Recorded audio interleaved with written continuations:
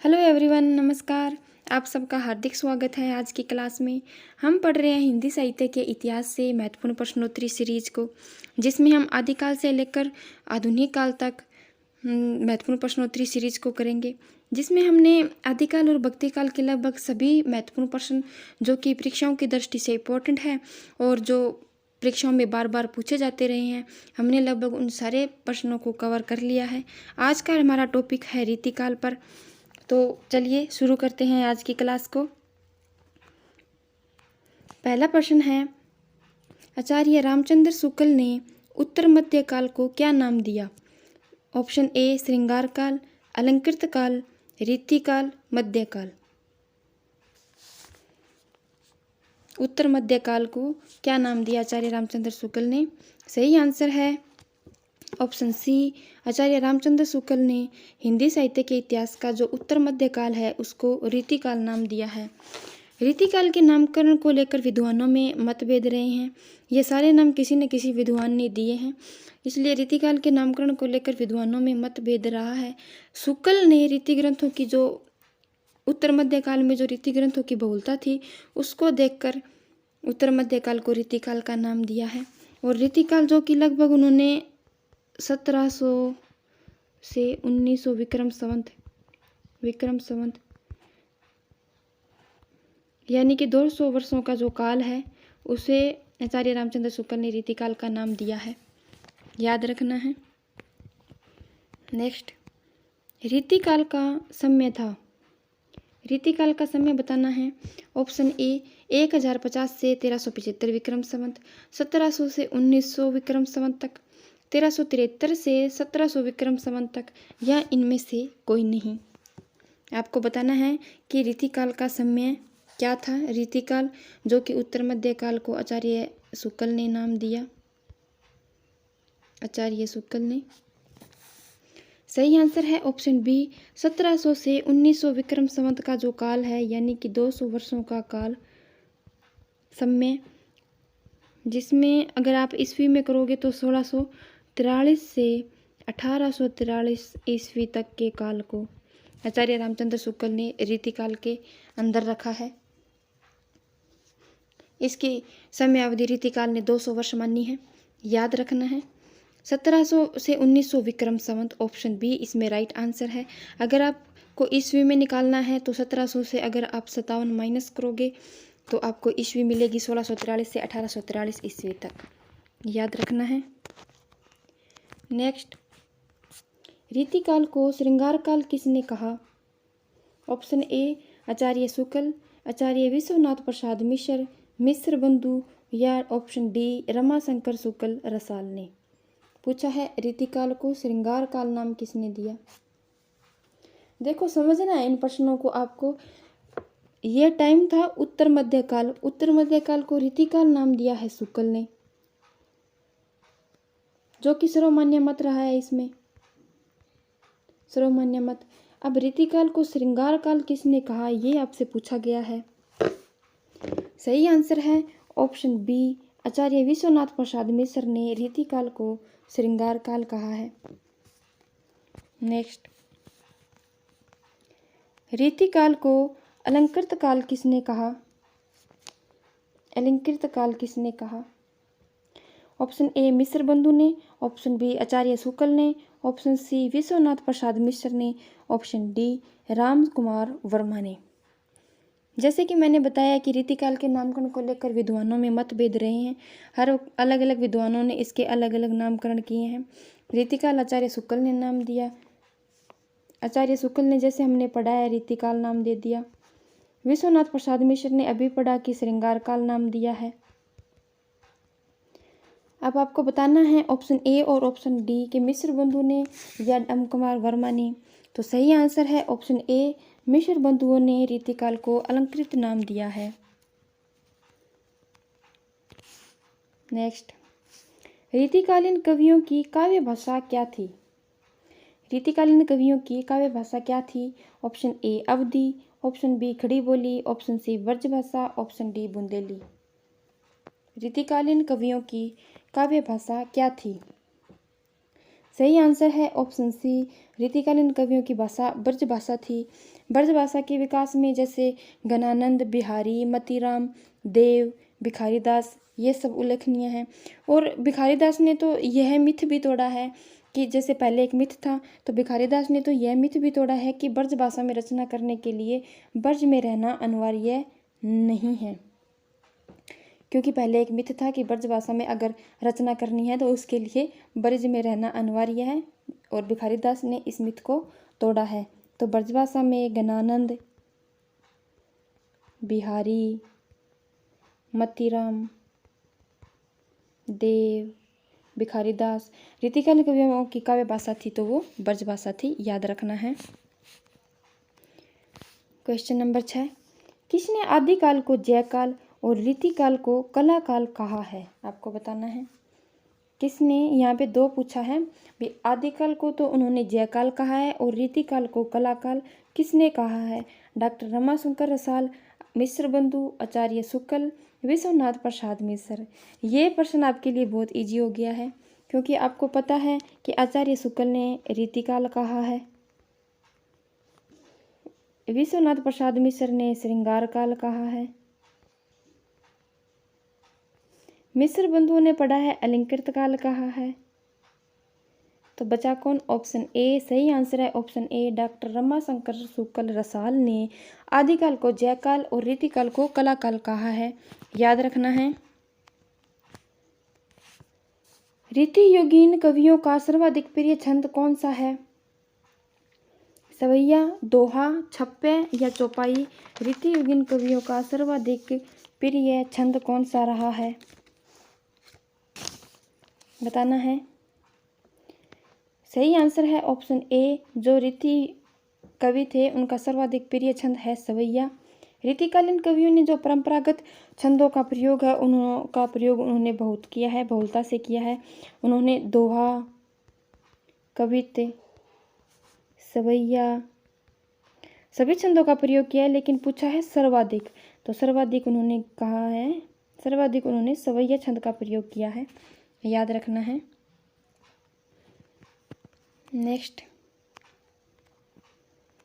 आचार्य शुक्ल ने रीतिकाल का प्रवर्तक आचार्य किसे माना? ऑप्शन ए, केशवदास को, चिंतामणि को, मतीराम को या बिहारी को? रीतिकाल का प्रवर्तक आचार्य।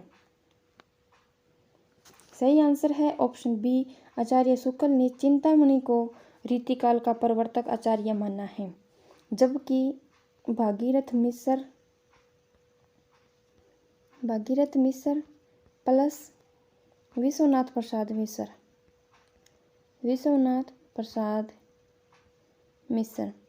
मिश्र ने रीतिकाल का प्रवर्तक आचार्य केशवदास को माना है। याद रखना है कि आचार्य शुक्ल ने रीतिकाल का प्रवर्तक आचार्य माना है चिंतामणि को, जबकि भागीरथ मिश्र और विश्वनाथ प्रसाद मिश्र ने केशवदास को रीतिकाल का प्रवर्तक आचार्य माना है। नेक्स्ट, हिंदी रीति ग्रंथों की परंपरा चिंतामणि त्रिपाठी से चली, अतः रीतिकाल का आरंभ उन्हीं से मानना चाहिए, यह कथन किसका है? बताना है आपको। ऑप्शन ए, हजारी प्रसाद द्विवेदी, रामचंद्र शुक्ल, मिश्र बंधु, रामकुमार वर्मा। अभी हमने पीछे जो प्रश्न कराया उसके हिसाब से आप बता सकते हो इसका सही आंसर। सही आंसर है ऑप्शन बी, आचार्य रामचंद्र शुक्ल, जो कि रीतिकाल का प्रवर्तक आचार्य चिंतामणि को मानते हैं। उन्हीं का यह कथन है कि हिंदी रीति ग्रंथों की परंपरा चिंतामणि त्रिपाठी से चली, अतः रीतिकाल का आरंभ उन्हीं से मानना चाहिए। तो सही आंसर है ऑप्शन बी, आचार्य रामचंद्र शुक्ल। नेक्स्ट, रीतिकाल की सर्वाधिक व्यापक प्रवृत्ति है। रीतिकाल की सर्वाधिक व्यापक प्रवृत्ति है ऑप्शन ए, नायिका भेद और श्रृंगार रस का विवेचन, ऑप्शन बी, अलंकार विवेचन, ऑप्शन सी, छंद विवेचन, ऑप्शन डी, शब्द शक्ति और काव्य गुण दोष विवेचन। आपको बताना है कि रीतिकाल की सर्वाधिक व्यापक प्रवृत्ति कौन सी है। सही आंसर है ऑप्शन ए, नायिका भेद और श्रृंगार रस का विवेचन, जो कि रीतिकाल की सर्वाधिक व्यापक प्रवृत्ति है। इसमें रीतिकाल में अलंकार विवेचन भी है, छंद विवेचन भी है, शब्द शक्ति और काव्य गुण दोष विवेचन भी है, लेकिन इसमें जो सर्वाधिक व्यापक प्रवृत्ति है वो है ऑप्शन ए, नायिका भेद और श्रृंगार रस का विवेचन। रीतिकाल की विशेषताओं के संदर्भ में निम्नलिखित में से एक विशेषता गलत है। ध्यान देना है, गलत है पूछा है। रीतिकाल में अलंकरण की प्रधानता है। रीतिकाल की प्रमुख भाषा ब्रज भाषा है। रीतिकाल में प्रकृति का आलंबन रूप में वर्णन हुआ है, या रीतिकाल में लक्षण ग्रंथों की प्रमुखता है। तो आपको बताना है कि इनमें से गलत कौन सा है। ये सारे प्रश्न बहुत इंपॉर्टेंट है। ये प्रश्न पीजीटी 2015 में पूछा गया है। इनमें से सारे प्रश्न पीछे किसी न किसी परीक्षा में पूछे गए हैं, जैसे TGT, PGT, RPSC, net lecturer में। तो इन प्रश्नों को आपको ध्यान से पढ़ना है, समझना है और अपने अभ्यास को जारी रखना है। देखना है कि किस प्रकार के प्रश्न परीक्षाओं में पूछे जाते रहे हैं और उसी हिसाब से अपनी तैयारी को जारी रखना है। सही आंसर है ऑप्शन ए, नहीं, रीतिकाल में अलंकरण की प्रधानता है। हाँ, सही बात है। रीतिकाल की प्रमुख भाषा ब्रज भाषा है। हाँ, पढ़ी है हमने कि ब्रज भाषा प्रमुख भाषा है। रीतिकाल में लक्षण ग्रंथों की प्रमुखता है, ये भी सही है। रीतिकाल में प्रकृति का आलंबन रूप में वर्णन हुआ है, ये गलत है इसमें, क्योंकि यहाँ आलंबन नहीं, यहाँ उद्दीपन रूप में वर्णन हुआ है।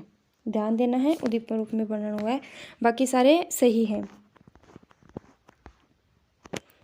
नेक्स्ट क्वेश्चन 12, किस कवि को डॉक्टर नगेंद्र ने रीतिकाल का विलक्षण कवि कहा? डॉक्टर नगेंद्र ने रीतिकाल का विलक्षण कवि किसको कहा है?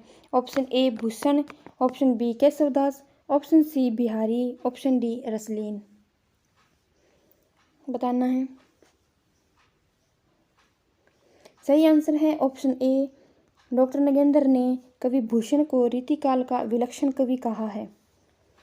इसमें एक ये प्रश्न भी बनता है कि भूषण को हिंदू जाति का प्रतिनिधि कवि भी कहा जाता है। हिंदू जाति का प्रतिनिधि कवि। कमेंट में बताना है कि इसका सही आंसर क्या होगा। हिंदू जाति का प्रतिनिधि कवि किसने कहा है भूषण को? डॉक्टर नगेंद्र ने रीतिकाल का विलक्षण कवि कहा है भूषण को, तो हिंदू जाति का प्रतिनिधि भूषण को कहा है शुक्ल ने। आचार्य रामचंद्र शुक्ल ने हिंदू जाति का प्रतिनिधि कवि कहा है। तो यहाँ दोनों क्वेश्चन याद रखने हैं आपको।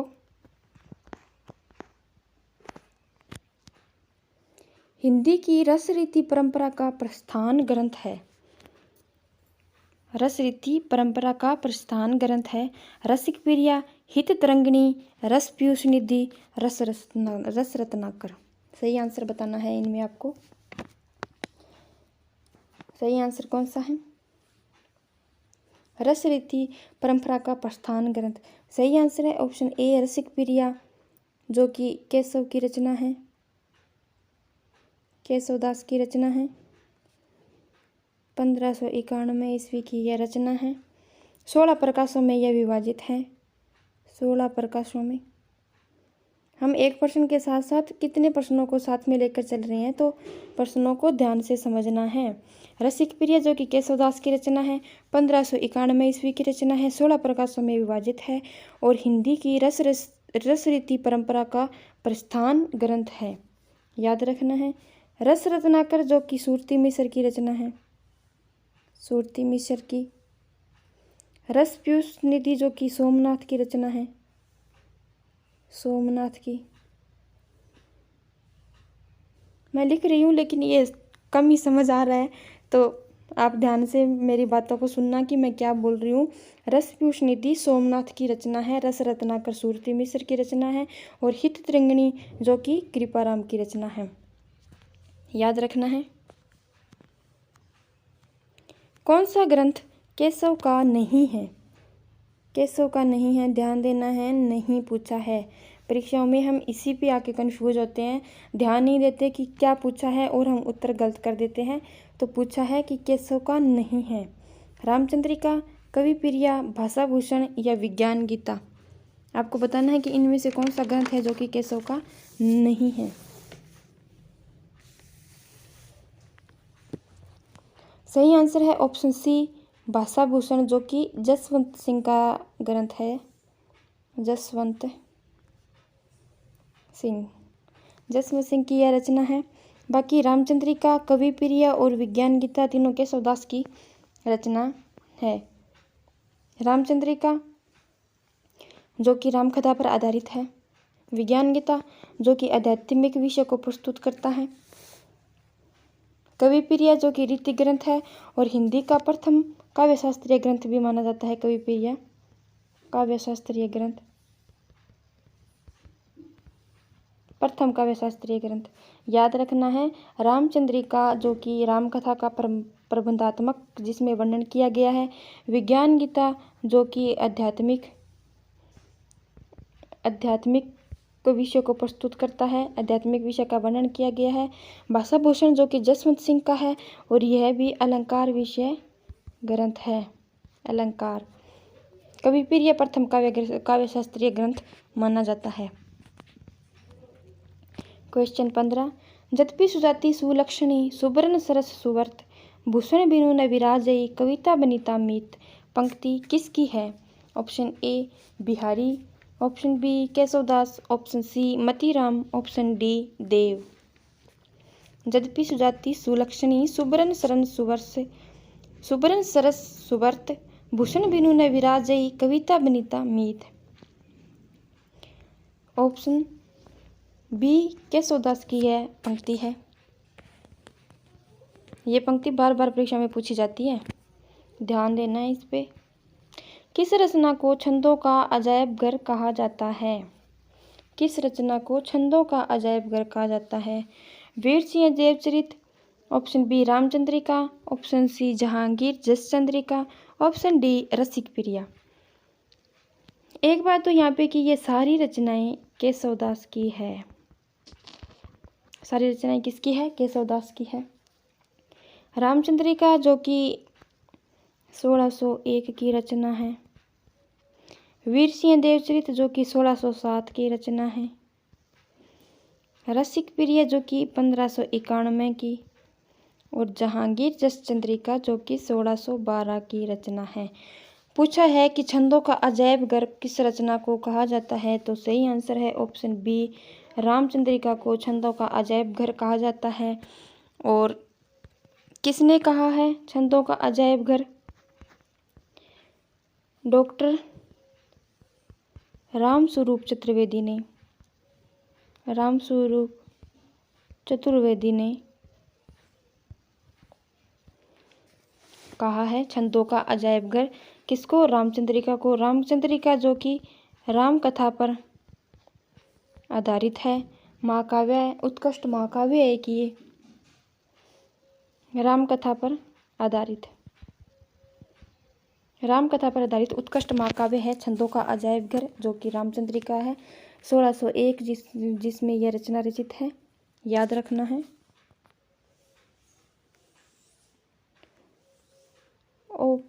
असत्य कथन बताइए।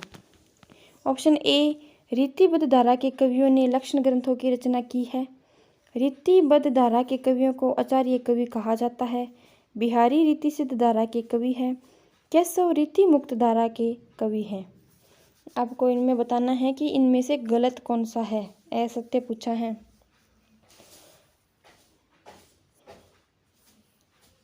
ये सारे प्रश्न पीछे परीक्षाओं में पूछे गए हैं और बार बार पूछे जाते हैं। रीतिबद्ध धारा के कवियों ने लक्षण ग्रंथों की रचना की, सही है। रीतिबद्ध धारा के कवियों को आचार्य कवि कहा जाता है, सही है। बिहारी रीति सिद्ध धारा के कवि हैं, ये भी सही है। केशव रीति मुक्त धारा के कवि हैं, ये गलत है क्योंकि केशव रीतिबद्ध धारा के कवि हैं, रीतिबद्ध धारा के कवि है। याद रखना है।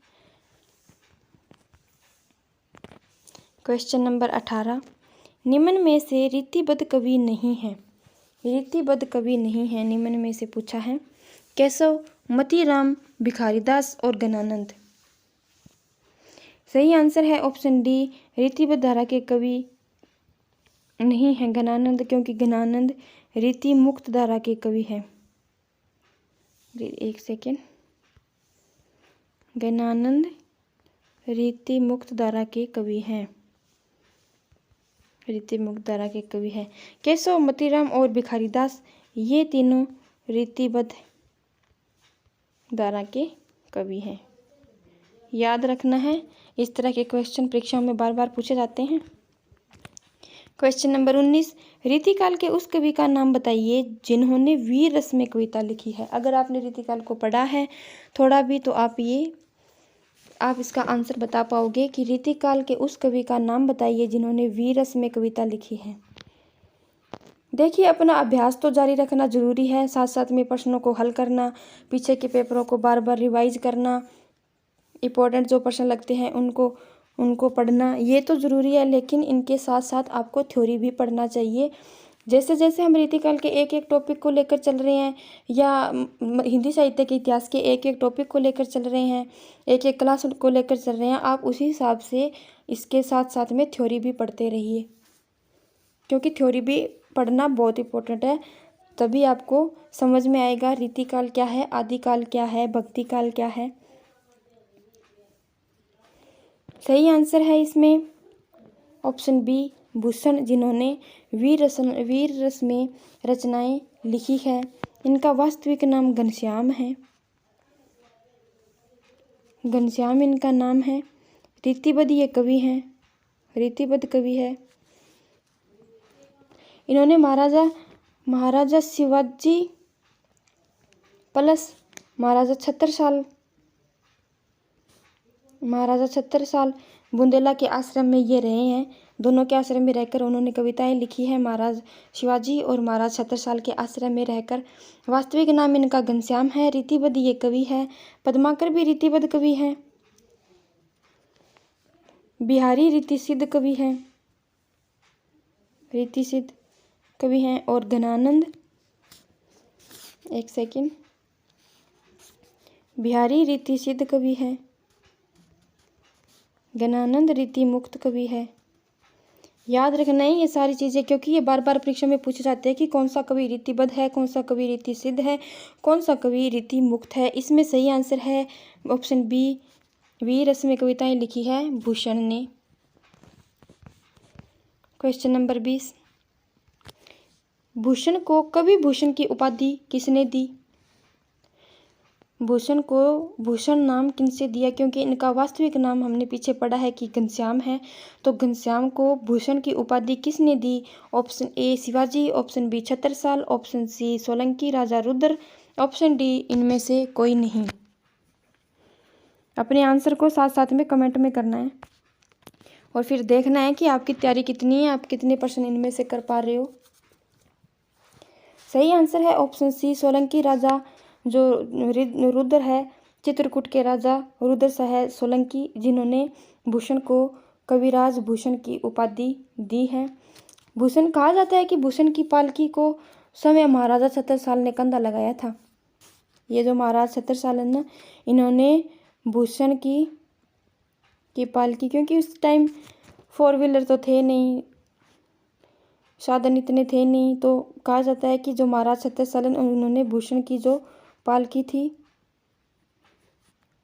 थी उसको कंधा लगाया था इन्होंने, महाराजा छत्रसाल ने। और ये महाराजा शिवाजी और महाराजा छत्रसाल दोनों के आश्रय में रहे हैं, याद रखना है।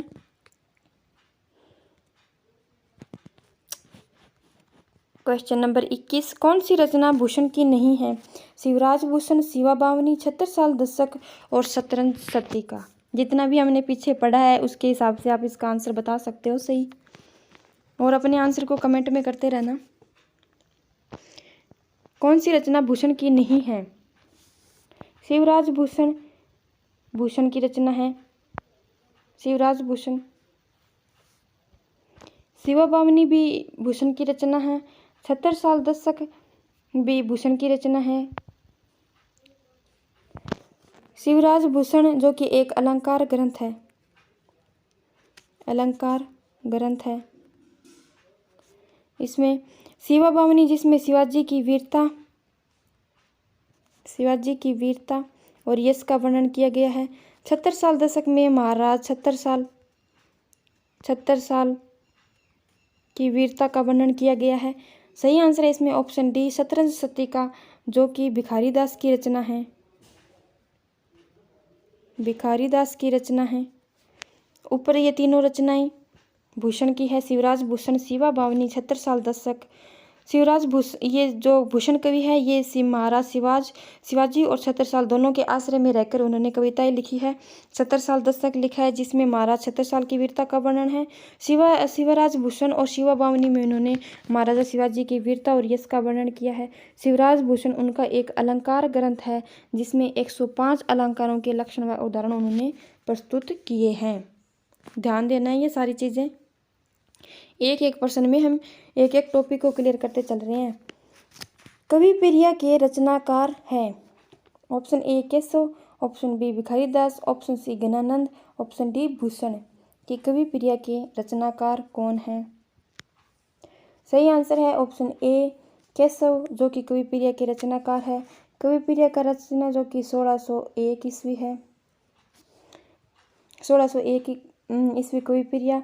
रचना किसकी है? केशव की है। कवि प्रिया में क्या बताया गया है कि कवि प्रिया की रचना केशव ने राजा इंद्रजीत सिंह की राज नर्तकी थी, राय प्रवीण उनका नाम था, उनको काव्य शिक्षा देने के लिए की थी। कवि प्रिया जो कि हिंदी का प्रथम काव्यशास्त्रीय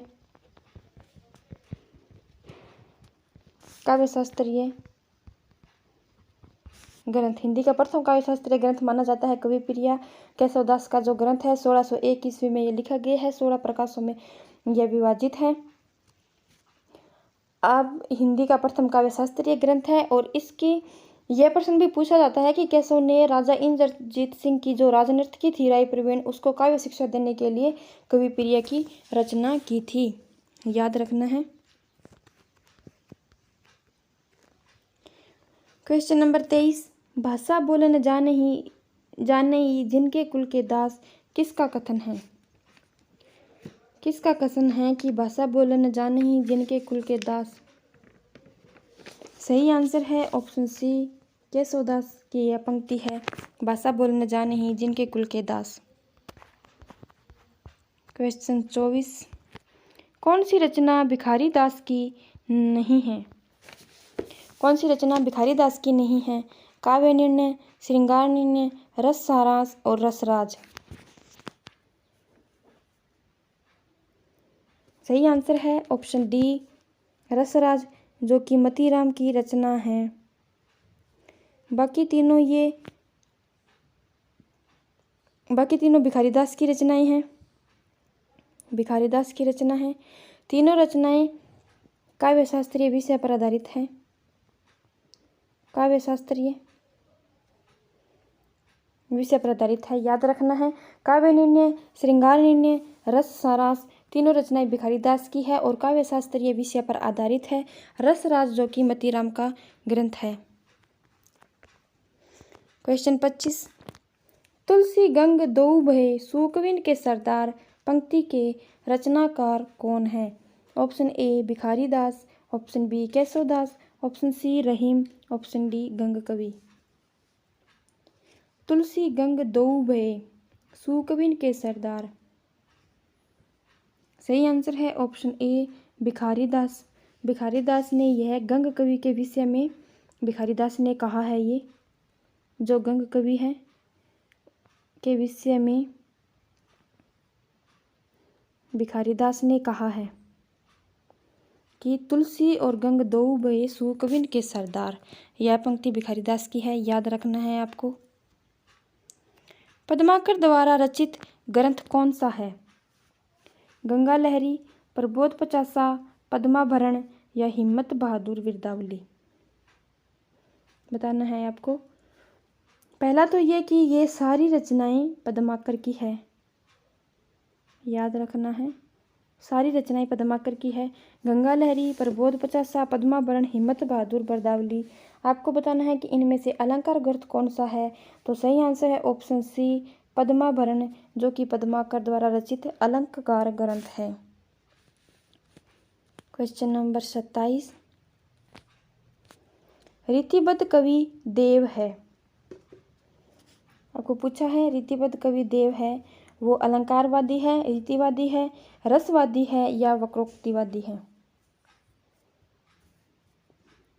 सही आंसर है ऑप्शन सी, रीतिबद्ध जो कवि देव है वो रसवादी कवि माने जाते हैं। याद रखना है, ये पीछे की परीक्षा में आया हुआ प्रश्न है। मतीराम की भाषा है। पीछे क्वेश्चन आया था कि रीतिकाल की भाषा कौन सी है, तो हमने उसमें करा था ब्रज भाषा। अब पूछा है मतीराम की भाषा है बोलचाल की भाषा, साहित्यिक ब्रज भाषा, साहित्यिक अवधी या साहित्यिक राजस्थानी। मतीराम जिनकी रचनाएं फूल मंजरी, मतीराम की रचनाएं बार बार परीक्षा में पूछी जाती है। रसराज, ललित ललाम,